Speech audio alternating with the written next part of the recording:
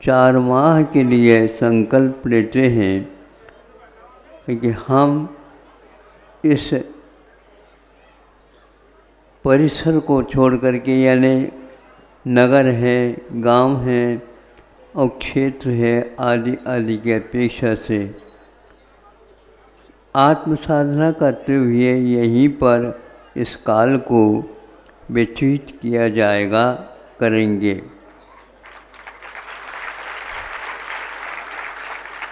यह तो संकल्प 1 हफ्ते पूर्व में ही हो गया था, लेकिन मैंने सोचा कि हमें बांध करके ये लोग कहीं भग जाएं तो क्या होगा।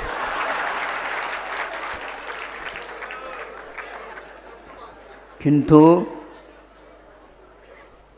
जिस प्रकार मुनि महाराज सहर्ष स्वतंत्र अपने संकल्प को निर्वाह करते हैं, उसी प्रकार वर्षा के काल में आप लोग भी अपनी दुकान जो कुछ भी है उसको निर्वाह करते हुए दिवाली तक एक प्रकार से ये संकल्प को यथा शक्ति के अनुसार उसको प्रारंभ करते हैं। वैसे 2 मास में आप पालन करके जहाँ कहीं भी निकट अपना स्थान है वहाँ पर जा कर के अपने पशु धन का भी संरक्षण करते हुए, चूँकि नदियों में पानी काफ़ी आता है, उसको एकदम पार नहीं किया जा सकता। जब नाव चालू हो जाती है अथवा घुटने पर पानी रह जाते हैं नदियों में इत्यादि में, तो उसको पार करके चले जाते हैं। यह प्राचीन काल से पद्धति चालू है। इसका उद्देश्य केवल अहिंसा तत्व का पालन, सूक्ष्म से सूक्ष्म और स्थूल से स्थूल दोनों प्रकार की हिंसा से दूर रह करके यह अहिंसक वर्ग किसी को दिखाने के लिए नहीं, बताने के लिए नहीं, महिमा गाने के लिए नहीं, किंतु हमें यह दुर्लभ वस्तु मिली है, इसका पालन हम 100% करते रहेंगे और अपने बच्चों के ऊपर भी इस प्रकार के संस्कार डालते रहेंगे। बच्चा आज का भी क्यों न हो, किंतु माता पिताओं के इस प्रकार के संस्कार के कारण वे भी इसमें, मैंने देखा, मैं भी शुद्ध वस्त्र पहनूंगा, नहीं तो क्षोभ पैदा कर दूंगा, क्षोभ। हाँ, आप हमारी मांग को पहले पूर्ण करें। महाराज आप ही लोगों के लिए थोड़ी आए है, हमारे भी पुण्य से आए हैं। हाँ बिल्कुल, हम बोलते नहीं इसका अर्थ ये थोड़ी है आप बुलवा दो मन शुद्धि ऐसे पूर्ण करेंगे हम। आप लोगों ने भी एकदम थोड़ी सोचा और सीखा। इस प्रकार एक विशाल आहार चालू हो गया तो माँ ने कहा बेटा तुम बाद में हैं। बाद में क्यों, हम भी साथ देंगे, हमारे हाथ में भी दे दो, हमारे भी हाथ में। बेटा तुम तो वो कद से नीचे हो इसलिए बाद में देख लें। महाराज जी ने तो कुछ कहा ही नहीं, तुम ही कह रहे हो, मामला गड़बड़। तो हमने इस ढंग से संकेत दिया मुस्कान के माध्यम से, वह भूल गया। हाँ महाराज जी हमारे लिए भी कुछ सोच रहे। जब हमारा आहार हुआ पहले उसको इशारा किया, आज उसके लिए एक कलशी दी गई है, तुमने हाथ डाला हाथ में। हाँ वो उसका मुख खिल गया।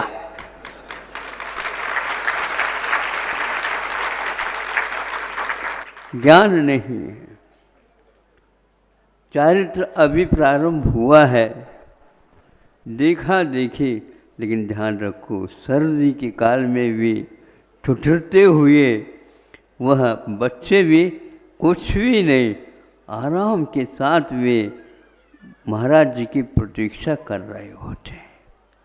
ये कौन सा तत्व है जो बड़ों के लिए भी झकझोरता है कि ऐसी कौन सी शक्ति आई अपने यहाँ। अरे तो जो आराधना अहिंसा की है पूरे जीवन में, उसको यहाँ पर पूर्ण करने के लिए वो आया है।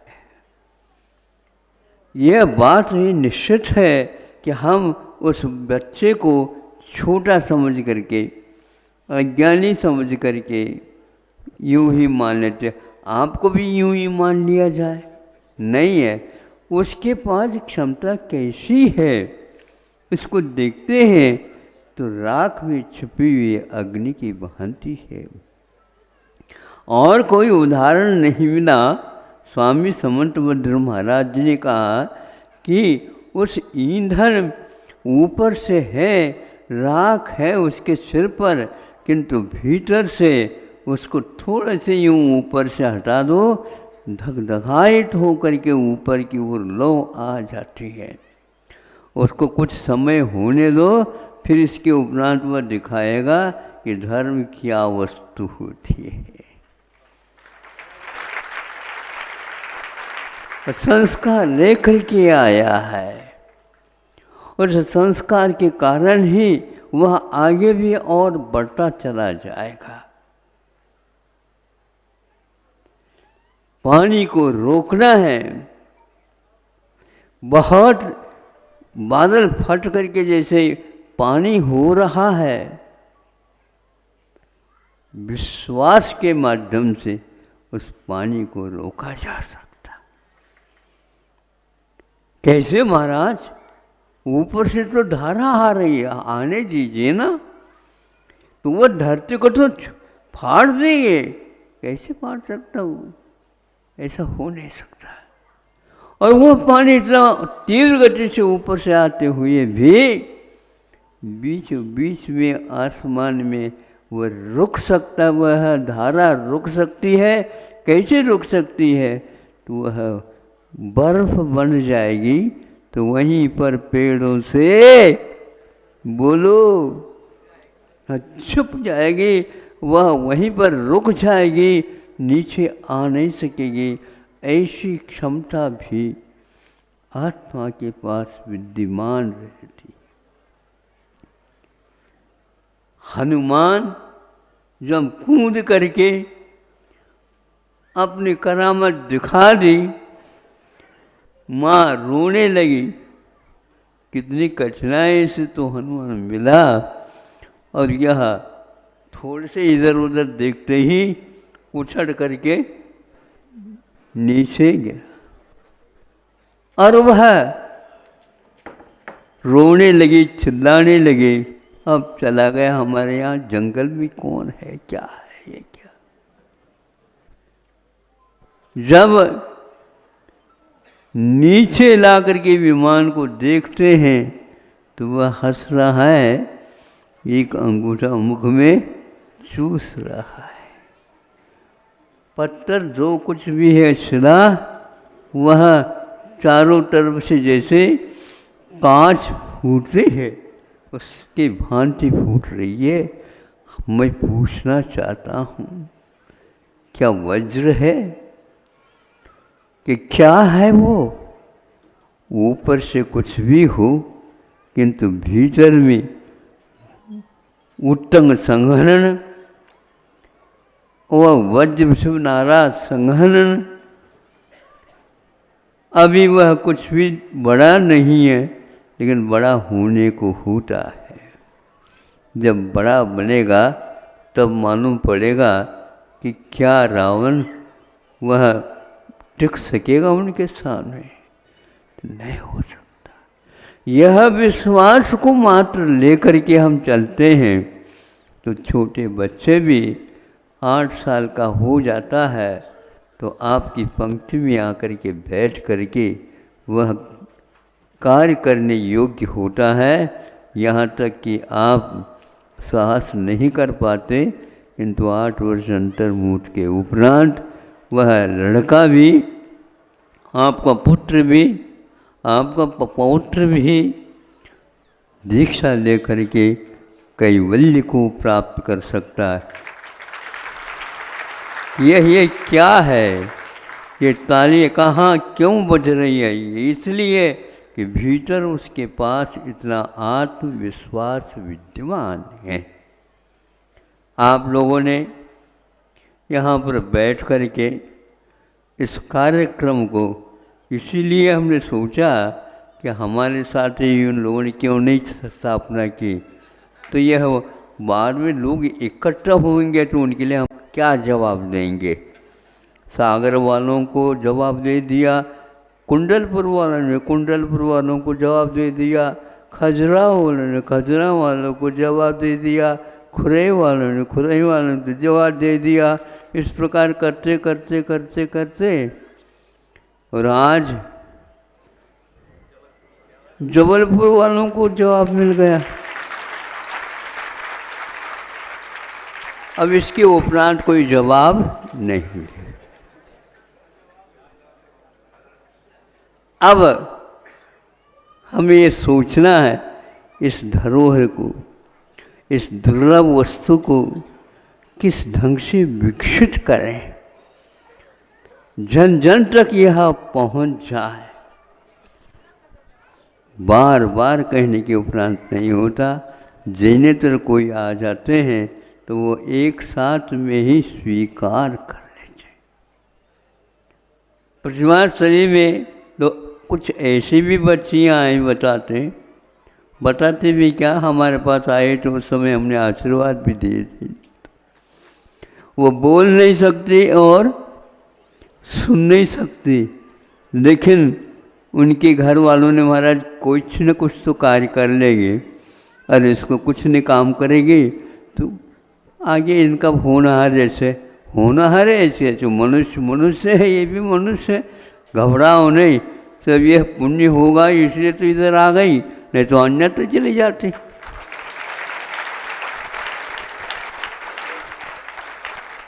यहाँ पर कैसे आ गई? तो ये पुण्य का उदय उसके साथ चलता रहता है। और ये मानिए, आप विश्वास करिए, और हम भी एकदम विश्वास नहीं करते, लेकिन करना आवश्यक होता है तो सब लोगों को कहते तुम भी कर लो। उन्होंने ऐसे ऐसे हथकरघा में कलाएं विद्याएं सीखी हैं, अच्छे अच्छे व्यक्ति इस प्रकार की वस्तुओं का निर्माण नहीं कर सकते। कोई व्यक्ति श्रीमान उस वस्त्र को हाथ लगा करके देखता है तो इसका तो मूल्य इतना होना चाहिए, इतना होना चाहिए। किसने बनाया? तो ग्रामीण दुबालिकाओं ने बनाया। संभव ही नहीं है। और यह वस्त्र और कुछ मिला करके बनाया गया होगा? नहीं, यह शुद्ध हथकरघा है। हाथ से कपास लाए, कपास से सूत निकाला, सूत से वस्त्र बुना, और वस्त्र के बाद सिलाई के माध्यम से ये बन गया है। तो यह आज है, ये खादी का इतिहास कहलाता है।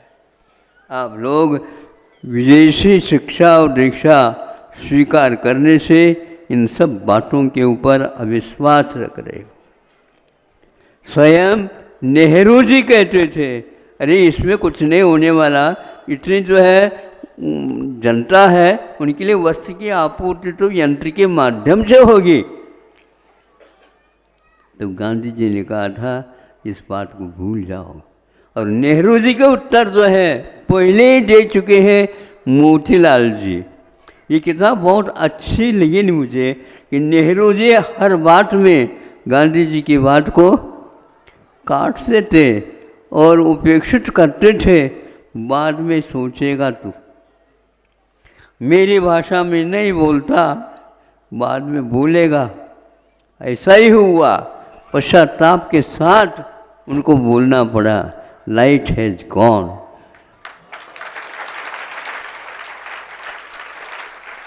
क्या नेहरू जी धर्म को स्वीकारते थे? नहीं, उनको विदेश के अलावा कुछ नहीं। लेकिन गांधी जी के सामने तो वो कुछ बोल नहीं सकते थे। बाद में तो आंखों में से आंसू बहाए। आप लोग बाद में पश्चाताप करेंगे। इस इतिहास आप पढ़ना सीखो। इतिहास में ही छुपा हुआ ही यह सब कुछ मिलेगा आपको। आयुर्वेद जैसे 3000-4000 वर्ष पूर्व में लिखे हुए शुद्ध औषधि ग्रंथ है। शोध कुछ नहीं हुआ। अरे शोध के बिना एक लाइन भी नहीं लिखी जा सकती है, और एक एक लाइन के ऊपर आप शोध कर सकते हैं। और आज इस बात को महामारी ने विश्व के सामने रख दिया है। ब्रह्मचारी जी ने कहा कि काढ़े के माध्यम से यह सब कुछ दूर हो सकता है, और यह हुआ ही ऐसा ही है। उसमें स्पष्ट लिखा हुआ है, यदि आयुर्वेद के ऊपर आपका विश्वास नहीं है तो ये ध्यान रखना, फिर ये शास्त्र लिखा क्यों गया है। यदि इसके पास क्षमता नहीं होती है तो 4 दान क्यों लिखे गए हैं। इसके स्मरण करने मात्र से हम बहुत कुछ असह्य वेदना को भी सहन कर सकते हैं, और शक्ति को भी इसमें से उद्घाटित कर सकते हैं। उन्होंने मंत्र के माध्यम से भी, यंत्रों के माध्यम से भी, दवाइयों के माध्यम से भी वहाँ अकाल मरण को दूर करने का मात्र अमोघ शस्त्र यदि है तो आयुर्वेद है। यह किताब, यह ग्रंथ किसने लिखा? भट्टा कलंक देव ने लिखा। देव ने लिखा। जिनके पास इतनी प्रतिभा थी, एक बार सुन लिए और पूरी पूरी पंक्ति उनकी हो जाती थी। ऐसा ग्रंथ के ग्रंथ रटने की बात नहीं है, अपने आप काम होते। उसमें उन्होंने लिखा कि यह कैसा है कि इदम तो रसायनम, ये मृत्यु इसके सामने आ नहीं सकती है। आएगी तो भग जाएगी और निष्क्रिय हो जाएगी। ऐसे दिगंबर मुनि महाराज कभी भी कह नहीं सकते। और इसलिए कोई माने या न माने, जब ये पंक्ति आ गए तो हमें मानना पड़ा कि यह शतकंड आगम में जो पूर्वों का काम आता है तो उसमें से उसका भी यह प्रकरण दिया गया है। ऐसे यह आयुर्वेद द्वादशांग का एक अकाट एक भाग है, प्रकरण है, अध्याय है। और दान के क्षेत्र में गृहस्थों के लिए 4 प्रकार का धर्म बताया। दानम पूजा, शील मुआसो, चबुव्यो सावयानाम धर्म। 4 प्रकार का यह धर्म है, श्रावकों के लिए बताया गया है। और उसमें उन्होंने लिखा है, अकाल मरण को दूर करने का कोई उपाय है तो आयुर्वेद है, ऐसा पहले से लिखा हुआ है। आज की पद्धति जो आप लोग इसको चिकित्सा के क्षेत्र में बहुत ही उत्तम मानते हैं, लेकिन उसमें इस प्रकार की पंक्ति नहीं लिखी। 200 वर्ष भी नहीं हुए हैं, किंतु इसके लिए 2-2 हज़ार, 3-3 हज़ार, 4-4 हज़ार वर्ष पूर्व में लिखा है।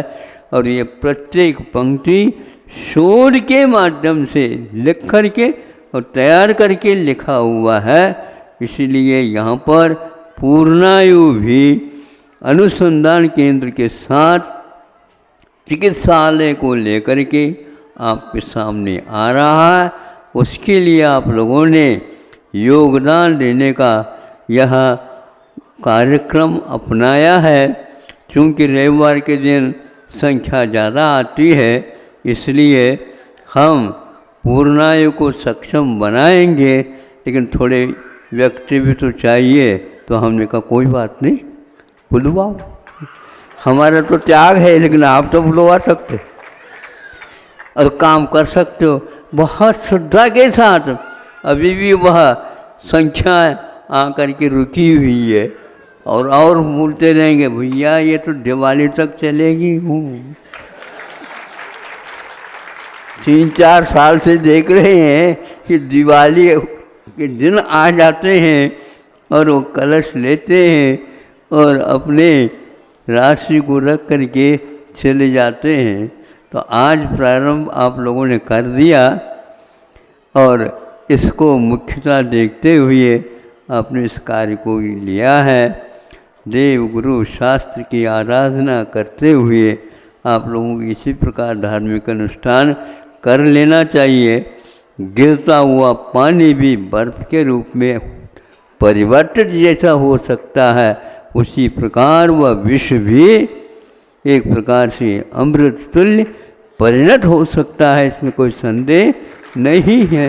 तो संदेह करता मैं हम उसके लिए कुछ कह नहीं सकता, लेकिन इसको आप सामान्य बात मान करके मत निकालिए। यह सामान्य नहीं किंतु विशेष बात है। ऐसे एकाध पृष्ठ में उन्होंने लिखा है और अकाल मरण के निषेध के अर्थ में लिखा है। कई लोग मरण तो होना निश्चित है, अकलंग देव कहते हैं ये मरण होना निश्चित है, लेकिन अकाल मरण निश्चित नहीं, क्योंकि हम उसके निषेकों को चिकित्सा के माध्यम से परिवर्तित कर सकते हैं और वह रसायन तुल्य है। ऐसा कह करके हम लोगों को प्रेरणा दी है कि इस शुद्ध औषधि का निर्माण सहित ये चिकित्सालय आपको आगे के लिए चलाना है और जितनी भी प्रतिभाएं हैं उन प्रतिभाओं का संरक्षण करके और उनको प्रेरित करके आगे चाहे छात्रा हो चाहे छात्र हो, महाविद्यालयीन यह पाठ्यक्रम आपके द्वारा चालू किया जा सकता है, बल्कि चालू हो गया है और उसमें आप अपना तन मन धन न्यौछावर करके आगे बढ़ सकते हैं और प्रेरणा दे सकते हैं। समय आपका थोड़ा सा ज़्यादा हो गया, इसमें हमारी गलती नहीं है, गलती आपकी है। हम भी बैठे रहे, गड़बड़ ना हो जाए इसलिए। नहीं देखो, हमारे चौके में किसी को बुलाते ही नहीं हम। यदि आते हैं तो बिल्कुल निरंतराय आहार कराने का हमारा संकल्प।